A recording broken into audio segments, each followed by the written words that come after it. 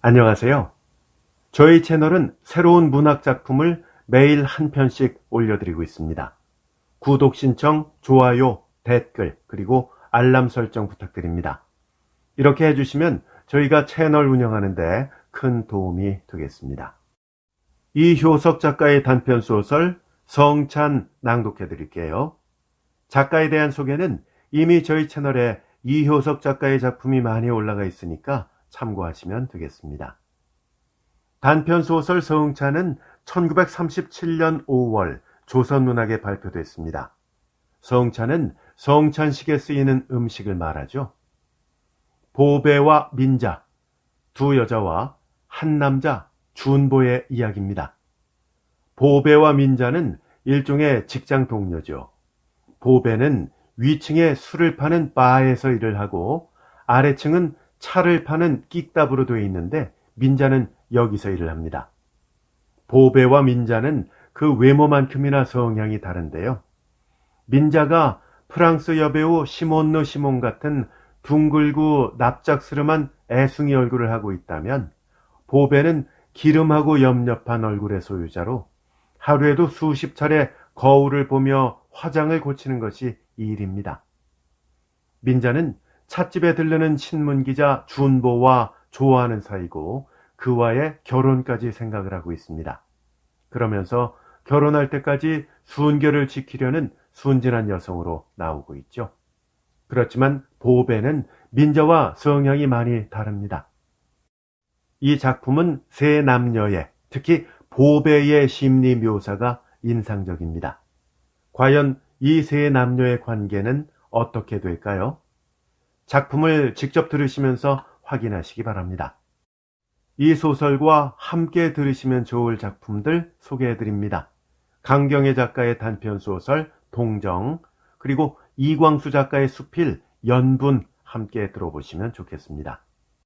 두 작품 모두 저희 채널에 이미 올라가 있고요. 본 동영상 설명란에 링크도 걸려 있습니다. 그럼 지금부터 이효석 작가의 단편소설 성찬 낭독해 드릴게요. 세상에 거울같이 괴이하고 야릇한 것은 없다. 태고 쪽에 거울이라는 것이 아직 없고 고요한 저녁 강물 위에 자기의 그림자를 비춰볼 수밖에 없었을 때는 사람은 자기의 꼴과 원숭이의 꼴조차 구별할 수 없었을 것이며 따라서 가령 사람 사이의 애정이라는 것도 어수룩하고 순박했을 것이다. 거울이 생긴 때부터 사람은 원숭이와의 구별을 알았고 제 얼굴에 맵시와 흠을 보았고 부끄럼과 사랑을 깨닫게 되었으리라. 적어도 사랑의 감정이 복잡하게 분화되고 연애라는 것이 있게 된 것은 거울이 생긴 후부터라고 보배는 생각한다. 그는 언젠가 동물원에 갔을 때 핸드백의 거울로 우리 안의 원숭이를 희롱해 본 적이 있었다. 거울에 비친 제 꼴을 보고 짐승은 놀라고 흥분해서 한바탕 날뛰다가 나중에는 화를 내고 소리를 치고 독사를 피우며 우리 박 사람에게로 달려드는 신용을 하였다. 확실히 제 꼴과 사람의 모양과의 차이를 처음으로 발견한 때에 느낀 놀랍고 부끄럽고 괴이한 감정에서 온 것이라고 보배는 판단했다. 같은 감정을 사람도 처음으로 거울을 보았을 때 느꼈을 것이며 참으로 번민과 사랑과 모든 정서는 거기서 생기는 자기의 얼굴의 인식에서 시작된 것이라고 생각하게 되었다. 얼굴의 의식 없이 감정의 반론은 없으며 하루의 모든 생각과 생활은 참으로 얼굴의 생각에서부터 시작되는 것이다. 보배는 하루에도 수십 차례 일어날 때 잠잘 때 이외에 가게에 있을 때에도 틈틈이 거울을 보고 화장을 고치고 지금 와서는 그것이 생활의 한 중요한 부분이 되었다. 거울을 볼 때 그 속에 자기의 얼굴만을 보는 것이 아니라 반드시 그 어느 다른 사람의 얼굴을 아울러 생각하였다. 두 얼굴을 비교하는 곳에서 만족도 느끼고 불안도 왔다. 가령 요사이는 거울을 대할 때 을의 민자의 얼굴이 의식의 전부를 차지하였다. 흡사 프랑스 여배우 시몬느 시몬 같은 둥글고 납작스름한 민자의 애숭이 얼굴을 생각하면서 그와는 반대되는 기름하고 염렵한 자기의 얼굴이 대조적으로 솟아올라서 그와의 사이에 가벼운 질투와 안타까운 초조와 신선한 야욕을 느끼게 되었다. 민자가 언니 언니 하면서 겉발림이 아니라 진정으로 언니 대접을 하는 것을 보배 역시 기뻐하고 충심으로 맞아들이면서도 마음 한편 구석에 이런 대립의 감정을 느끼게 되는 것을 그 자신 괴이하게 여기기는 하였다. 이 대립의 감정은 물론 준보를 얼싸고 오는 것이었다. 가게의 위층은 바요, 아래층은 끽차부, 즉 다방으로 보배는 바에 매였고 민자는 끽차부의 시중을 혼자 맡아보았다. 준보는 바에 보다도 끽차부에 오는 때가 많았다. 신문사의 일이란 그렇게 한가한 것인지 거의 넘기는 날이 없으며 오후만 되면 어느 결엔지 아래층 소파에 와 앉아서 로버트 테일러 비슷한 기름한 얼굴을 청승맞게 괴고 어느 때까지든 머물러 한가한 시간을 보냈다. 친구가 있을 때면 친구의 탓으로나 밀 수 있지만 혼자인 때도 여전히 지리하게 눌러앉아서 마치 애매한 시간과 씨름이라도 하자는 격이었다. 그렇게 천치같이 우두커니 앉았을 때의 의식의 대상이 민자임을 보배는 물론 안다. 하루는 보배가 늘 하는 버릇으로 신통한 손님도 없고 한 틈을 타서 아래층으로 살며시 내려가 보았을 때 그곳에도 손님 없는 횡댕그렁한 한편 구석에 준보와 민자가 따로 앉아서 속살거리고 있는 것을 발견하였다. 들어맞는 예감에 보배는 산뜻한 칼맛을 느꼈지만 한편 섬뜩한 생각을 금할 수 없었다. 천연스럽게 내려가서 한자리에 다정스럽게 휩쓸리기는 했지만 마음속에 솟아오르는 피시임지를 억누를 수는 없었다. 민자와의 사이에 담을 의식하게 되고 준보에게 불현듯이 욕심을 느끼게 되었다면 아마 이때부터였을 것이다. 그가 끼었음으로 말미암아 잠깐 어색해지기는 하였지만 자리의 공기는 즉시 풀려서 세 사람은 단란한 회화 속으로 휩쓸려 들어갔다. 그만큼 준보와 보배의 사이도 서름서름한 처지는 아니었던 것이다. 그러나 이상한 것은 보배는 전에도 준보에게 흥미를 느끼지 않은 바는 아니었지만 불시에 피할 수 없는 절대적 야욕을 느끼게 된 것은 실로 이때부터였습니다. 인색하게 차만 마시러 오지 말고 더러는 위층에 술도 마시러 오라는 것이 그 자리에 한마디 야유이기는 했지만 의외의 자리에서 의외의 실토를 하게 된 것을 보배는 즉시 마음속에 반성하게 되었고 그런 반성을 부끄럽게 여기기도 하였다. 준보와 민자는 어울리고 알맞은 한 쌍이다.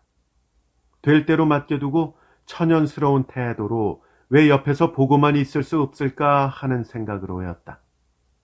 그러나 이런 생각에도 불구하고 이때는 보배의 마음은 반은 벌써 악마의 차지가 되어 있었다. 세 사람의 관계에서라면 하나는 언제든지 악마의 역할을 하는 수밖에 없다. 거울이란 짜장 괴이한 물건이다. 그것은 때때로 어처구니 없는 신비로운 장난을 즐겨 하는 것 같다. 몸에 소름이 돋치지 않고는 보배는 다음 기억을 되풀이할 수 없었다. 그날 밤 잡지사 축들과 늦도록 진탕으로 놀다가 다들 보낸 뒤 보배가 거나한 김에 흥얼흥얼 콧노래를 부르면서 아래층 끽잡으로 비틀비틀 내려갔을 때였다. 몇 사람의 손님이 이 자리 저 자리에 흩어져 앉아 있고 카운터 근처 구석에는 준보가 늘 오는 모양 그대로 눅진이 붙어서 옆에 앉은 민자와 말을 건네고 있었다. 휘적휘적 걸어가서 준보의 옆에 섰을 때에 보배는 문득 놀라서 한참 동안이나 맞은편을 노리고 섰었다. 창졸간에 그것이 꿈인지 현실인지를 의아해하면서 장승같이 넋을 잃고 우두커니 서 있었다. 준보 곁에 난데없는 여자가 한 사람 나타나 이쪽을 호되게 노리고 있는 것이었다.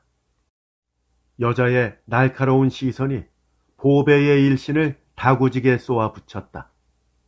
눈이 매섭고 상이 긴 그 여인을 보배는 확실히 전에 그 어디서 보았던 듯도 하고 혹은 초면인 듯도 한 기괴한 착각에 현혹한 느낌을 마지 못하고 서 있는 동안에 돌연히 또 이상한 발견을 하게 된 것은 준보와 여자와 민자의 이 세 사람을 우연히도 한자리에 모으게 한 그 기괴한 한 폭의 그림 속에서 어울리는 짝은 준보와 민자가 아니라 준보와 난 모르는 여자였던 것이다.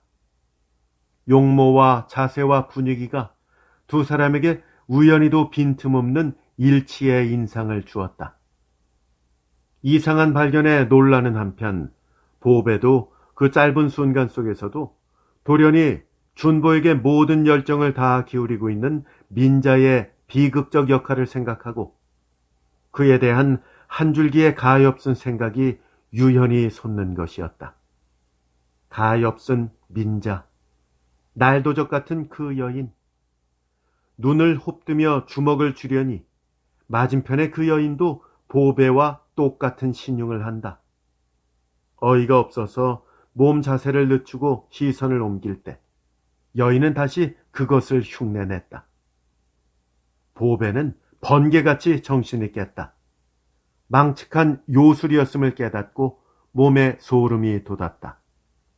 맞은편 벽에 걸린 커다란 체경의 요술이었던 것이다. 거울 속의 여인은 물론 보배 자신이었다. 취흥으로 거나한 바람에 거울의 요술에 감쪽같이 속아 넘어갔던 것이다. 순식간에 그의 마음속에 일어났던 비밀을 두 사람에게 속 뽑힐까 두려워하며 겸연쩍은 마음으로 준보 옆에 털썩 주저앉기는 하였지만 그 후까지도 이 괴이한 경험은 쉽사리 기억 속에서 사라지지 않고 사람이 아무리 취하였기로 거울에 비친 제 얼굴도 못 알아보는 법도 있나 하고 한결같이 의심이 솟는 지경이었다. 몸에 소름이 돋치지 않고는 이 기억을 되풀이할 수 없으며 동시에 이 경험은 보배에게는 한 큰 암시요 유혹이었다. 이 암시로 말미암아 그는 세 사람 가운데서 자기의 역할을 적확히 깨달았던 것이다. 이때부터 보배에게는 민자의 모든 것을 알고자 하는 욕망이 불현듯이 솟기 시작하였다. 합숙소에서는 쓰는 방이 다르니까 가까운 관계라고는 해도 아무래도 사이가 떴다. 그럴수록 더 한층 민자의 가지가지의 거동에 보배의 눈이 날카롭게 갔다. 합숙소에는 목욕장의 설비가 없어서 거의 이틀도리로 거리의 목욕탕에 가지 않으면 안 되었다. 보배는 그때마다 민자와의 동행의 기회를 엿보았다. 목욕실에서만은 사람은 피차에 감출 것이 없다. 사람 없는 조용한 아침 목욕물 속에 잠기면서 보배는 민첩한 눈으로 민자의 육체의 구석구석을 살필 수 있었다.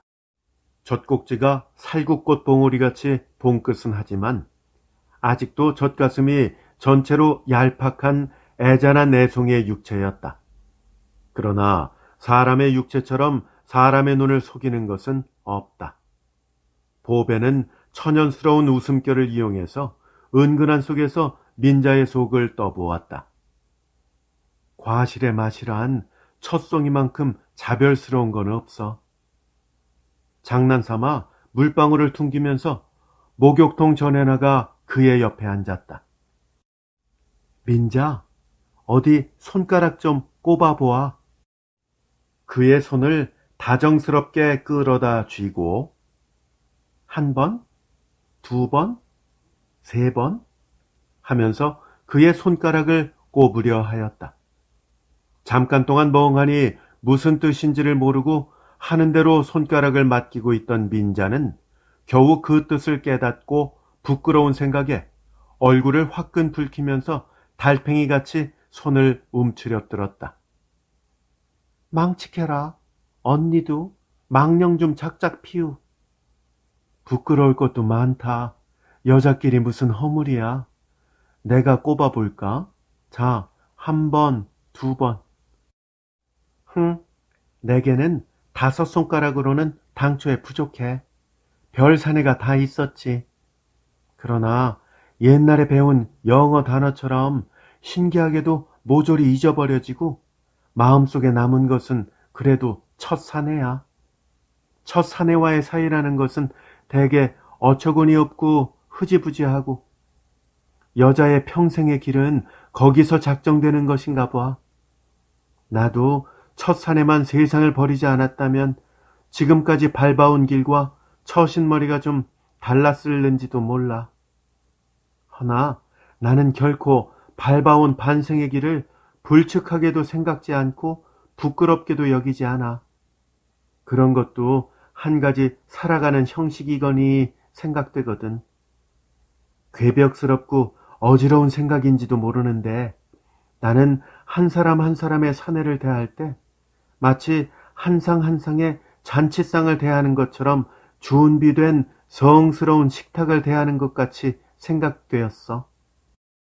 식탁 위의 것이 아무리 귀한 진미였다고 하더라도 시간이 지나면 그 맛의 기억이란 사라져버리잖아. 그렇게 내 앞으로 차려진 식탁을 대할 때 마음껏 내 차지를 즐기는 것이 떳떳한 수야. 방탕하다고 는실려라고 웃든지 말든지 내 생각과 태도는 이래. 자, 민자, 내 앞에서 숨길 것이 무엇이고 부끄러울 것이 뭐야? 장황하게 내섬기며 보배는 민자를 어지러운 연기 속에 후려 쌌다. 그러나 민자는 그 속에서 허우적거리지 않고 침착하게 자기의 태도를 잃어버리지 않았다. 언니의 생각은 잘 알았어도 저를 더 족치지는 마세요. 한 번도 없어요. 두 볼을 발갛게 물들이는 그의 표정에서 거짓말을 찾을 수는 없었다. 팔다리가 아직도 가늘고 허리목이 아직도 얇다. 그럼 준보와도? 아이고, 언니 미쳤어요? 궤덕도 작작 부려요 좀. 부끄러운 판에 민자는 대야에 남은 물을 보배의 옆구리에 확 끼얹었다. 아직 깨끗하다는 것이 현대에 있어서는 자랑도 아무것도 아니거든. 알맞은 때를 약바르게 붙들어야지. 그때를 놓치면 사람의 마음이 아무리 굳다고 하더라도 병이 생기기 쉬운 법이야. 기회라는 것은 늘 그 제일 알맞은 순간이라는 것이 있으니까. 언니는 우리를 얕잡아 보시는 셈이죠. 이래 봬도 결혼할 때까지는 아무런 일이 있어도 순결을 지켜볼 작정이에요. 결혼? 결혼. 나도 한때는 그런 꿈도 꾸어본 적이 있었다나. 그러나 결국 다 공상이고 꿈이었어. 결혼? 용감하고 원대한 포부야. 대담한 이상이야. 올해 안으로 신문사가 확장되면 지위도 높아지고 수입도 높아지고 그때면 결혼해가지고 조그만 집 한 채 장만하고. 굉장한 계획이네. 어떻든 준보도 순진한 청년, 민자도 순진한 소녀. 어지간히 순진들은 해. 결혼의 축하로 물총이나 한 방 맞아보지. 보배는 껄껄 웃으면서 대야의 물을 민자의 등줄기에 궤덕스럽게 쳐버리고 물속으로 뛰어들어가서 물소같이 네 활개를 쭉 폈다. 순결하고 애잔한 민자의 자태가 눈에 아프다. 둥근 턱과 짧은 코와 짧은 윗입술이 새삼스럽게 가엾게 치근하게 여겨졌다. 보배는 오래간만에 음악을 들을 때면 벼랑간 울고 싶어지는 적이 있다. 훌륭한 음악을 들을 때처럼 세상이 아름답고 환상이 샘같이 솟아서 살아있는 것이 고맙고 즐겁게 여겨지는 때는 없다. 이 생명의 감격이 눈물을 솟게 하는 것이다. 그럴 때는 옆에 있는 것이 그 누구이든지 간에 그것이 사람인 이상 보배는 그에게 인간적 동감을 느끼게 되고 부드러운 마음을 나누게 된다. 자리에는 준보와 그의 친구와 보배, 이렇게 세 사람이 있을 뿐이었다. 오후의 바는 고요하고 황혼의 빛이 호란을 그윽하게 물들인다. 보배는 교양하게 레코드를 뒤집어 걸고 친구가 잠깐 자리를 물러간 틈을 타서 준보에게로 가까이 갔다. 민자와 결혼하신다죠? 도련한 질문에도 준보는 놀라지 않고 시선을 얕게 들이운 채로였다. 이상주의라고 비웃고 싶단 말이요? 비웃기는 왜요? 너무도 용감해서 하는 말이죠. 한 사람과 결혼해서 검은 머리 팥불이 될 때까지. 용감한 생각이 아니고 뭐예요? 한동안의 독신주의 사상은 헌신착처럼 버리셨나요? 사람은 어차피 한 가지의 구속은 받아야 하는 것이니까 차라리 결혼을 해서 안타까운 구속 속에 살아보는 것도 한 가지의 흥미일 것이니까요. 그까짓 아침에 변했다 저녁에 고쳤다 하는 이치는 다 그만두고 더 놀라운 것은 결혼할 때까지 진짜로 민자를 아직 손가락 하나 다치지 않고 그대로 두고 있다는 것이에요. 별 걱정을 다. 준보는 어이가 없어 웃으면서 잔에 남은 술을 마저 마셨다. 근데 그런 건 다 어떻게 들었단 말이에요? 민자와 저는 한 몸이거든요. 언니 행세 잘한다. 잘하고 말고요. 민자에 대한 당신의 사랑이 얼마나 큰가도 내가 시험해 볼 거려. 얼마든지. 이 능청맞은 성인 군자. 보배는 벼란간 달려들어 괴덕스럽게 준보의 귓불을 끄들며 그의 이마에 입을 갖다 대려다가 마침 나갔던 친구가 들어오는 바람에 천연스럽게 그 자리를 떠나 의자 있는 편으로 물러갔다. 레코드의 교향악도 마침 끊어지고 보배는 음악의 세상에서 완전히 벗어나서 말끔한 자기의 세상으로 돌아갔다. 무릇 사내라는 것을 보배는 말하자면 얼음장 같은 것으로 여겨왔다. 처음에는 가장 굳고 찬 것처럼 보이지만 지그시 쥐고 녹이는 동안에 나중에는 형적조차 없이 손안에서 사라져버린다. 그의 반생의 경험 안에서 사내의 마음이 이 법칙을 벗어난 적은 없었다. 얼굴을 엄숙하게 가지고 시선을 곧게 지니는 것은 일종의 자세요. 한번 속마음을 뒤집어 본다면 음지에 돋은 버섯처럼 새빨갛게 찬란하게 도끼를 피우고 있는 것이 사내의 정인 것이다. 준보의 경우 또한 보배에게는 벌써 수술대에 오른 개구리인 셈이었다. 자동차 속에서 민저와 보배 사이에 든 준보의 꼴은 너볕이 다리를 뻗은 개구리의 모양이라고나 할까? 보배는 은근히 준보의 체온을 가늠해 보았다. 이렇게 빈틈없이 꼭 끼어 앉았을 때도 민자와 자기에게 보내는 준보의 체온에 두텁고 엷은 차별이 있을까? 민자에게만 후하고 자기에게는 박할 수 있을까? 체온은 곧 애정이다. 준보의 애정이 그 밀접한 접촉에 있어서 역시 차별이 있으리라고는 생각할 수 없었다. 애정은 접촉의 거리에 비례하는 것이요. 그 접촉되는 대상의 육체는 민자의 그것이라도 좋으며 보배의 그것이라도 좋고 그 외 그 누구의 것이라도 좋을 것이다. 보배는 준보와 맞닿은 그의 한편 어깨에 은근히 힘을 주고 준보의 속을 뽑아보려 하였다. 반응은 밀려오는 파도처럼 더디기는 하였지만 적확한 것이었다. 이윽고 몸이 출렁하며 그 반동으로 준보의 어깨가 힘차게 자기 어깨 위로 육박해 온 것을 보배는 반드시 자동차의 바운드의 탓으로만 돌릴 필요는 없었다.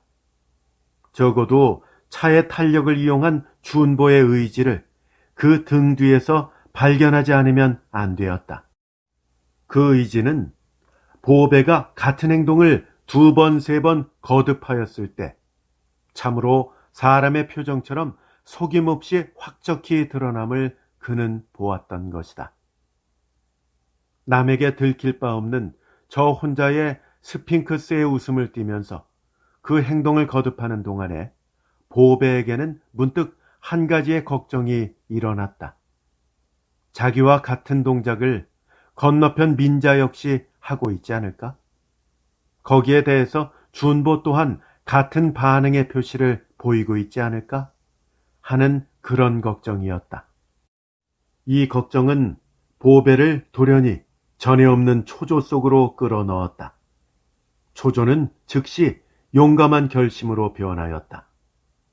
주저하고 유여할 것 없이 한시라도 속히 다가온 기회를 민첩하게 잡자는 것이었다.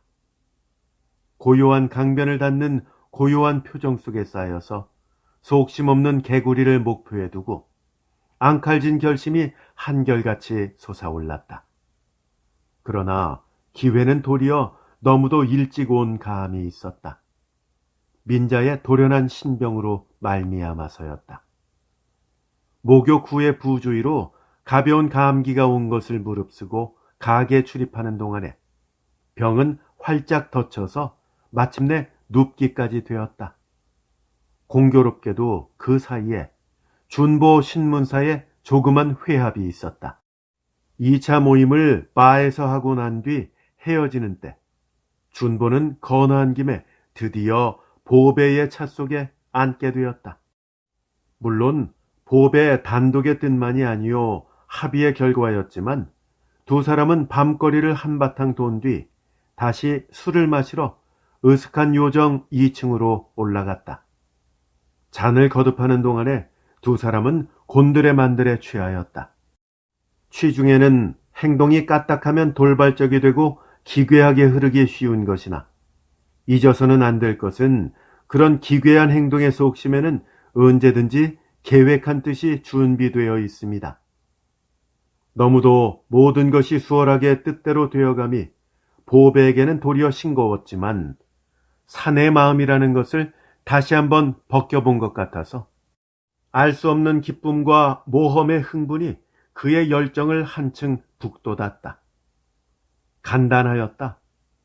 거기에 이르는 준비의 과정이 장황함에 비겨서 결과는 어처구니 없이 간단하였다.